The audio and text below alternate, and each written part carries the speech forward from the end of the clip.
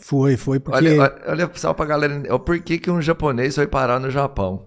Cara, na época começou aquele movimento que eles chamavam dos decassegues, né? Os descendentes de japoneses aqui do Brasil ir pro Japão, porque lá faltava mão de obra.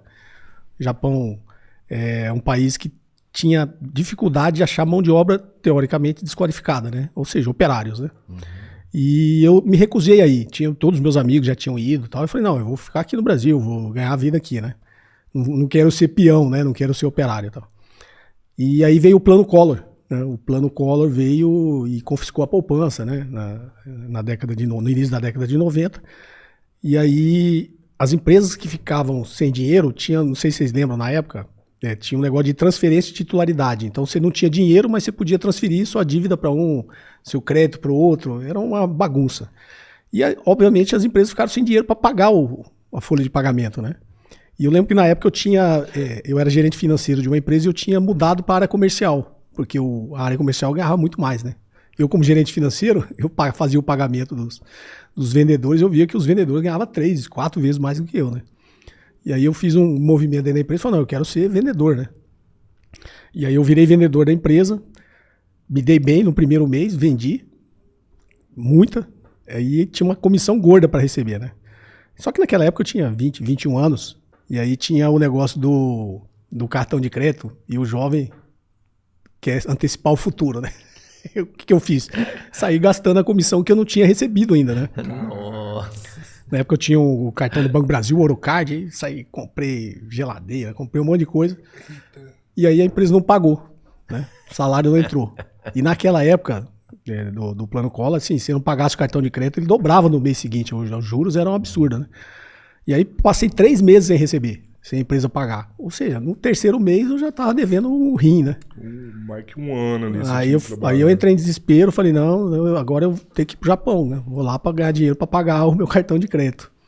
E aí liguei, na época tava esse movimento muito forte de brasileiros indo pro Japão, e liguei pro meu amigo que trabalhava numa fábrica da Mitsubishi. Ele falou, não, se você quiser vir, tem vaga, é só arrumar a documentação aí você vem. Aí eu fui pro Japão para pagar meu cartão de crédito. E tu foi como peão lá pro Japão? Aí fui com peão, fui lá trabalhar trabalhei em prensa hidráulica, torno mecânico, trabalhei de operário.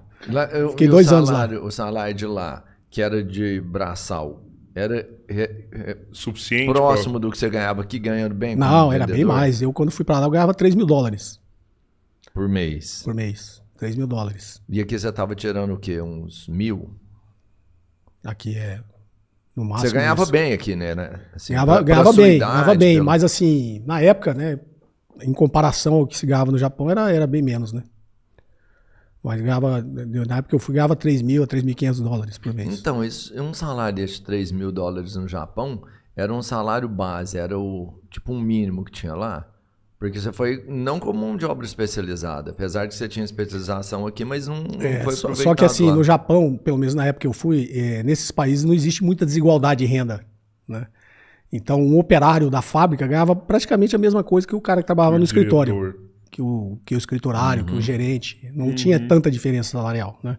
Justamente porque não tinha mão de obra desqualificada. Então, quem aceitava fazer trabalho desqualificado cobrava mais por isso, né? Então tinha 95% do Japão, na época que eu fui, era classe média, né?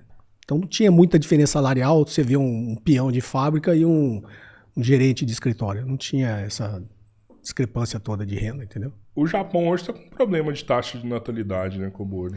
Tá. Na verdade, o mundo todo, né, tá com esse problema, né? O próprio Brasil já perdeu o que a gente chama do bônus demográfico, né? A China também está com esse problema. O Japão sempre teve esse problema. Na realidade, no pós-guerra, eles tinham a política de você só podia ter 2 filhos, né? E depois e na China era 1, né? Depois da Revolução. E aí depois que eles liberaram isso, porque aí criou um problema demográfico no país, né? Então, e tem um incentivo hoje lá, você conhece? Tem alguma coisa? Os países orientais todos estão estabelecendo incentivo, inclusive na Coreia do Sul também, né? Porque os países, assim como o Brasil, você começa a ter problema previdenciário, né? Você tem mais gente se aposentando do que gente entrando na ativa. Então a conta não vai fechar, né? Esse é o grande problema que o mundo tá passando hoje, com esse problema demográfico, né? Isso vem também de todo o modelo, né, que a gente criou O modelo econômico que a gente criou no mundo, de que as pessoas, pela primeira vez, né, a geração atual tem uma expectativa de futuro pior do que a geração anterior, né? Então, assim, as pessoas hoje não querem casar, não querem ter filho, justamente por isso, né? Que eles acham que a vida vai ser muito mais difícil. Pelo menos quando eu era jovem, ainda a gente não passava por isso, né? Você achava que sua vida ia ser melhor que a do seu pai. E foi, né? Eu atingi um patamar, assim, pelo menos de segurança financeira e econômica, melhor do que a geração do meu pai. Sim. Só que a geração atual, ela inverteu, né? Ela acha que ela não vai ter uma condição melhor do que o seu pai.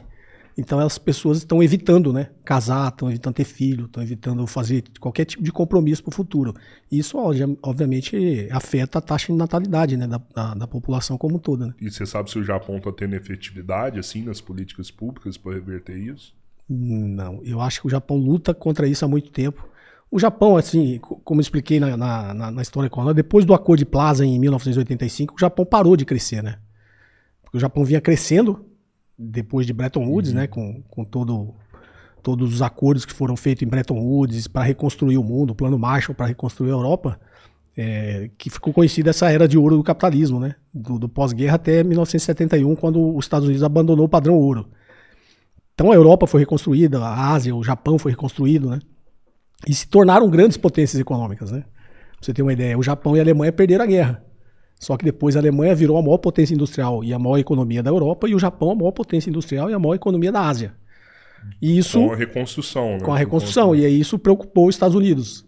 Foi quando os Estados Unidos fez eles chamam de acordo, mas não é acordo. Acordo é igual que eles ficam falando agora. Foi uma coerção, né? Eles obrigaram o Japão, a Alemanha, a França e o Reino Unido a assinarem o Acordo de Plaza para sobrevalorizar suas moedas, para eles deixarem de ser competitivos no comércio internacional. Então, desde 85, que o Japão passa por dificuldades. Aí veio a crise imobiliária do Japão. Foi justamente quando eu fui para lá, né, em 1990. E o Japão enfrenta uma estagnação econômica desde então. Ele não consegue sair do lugar, né?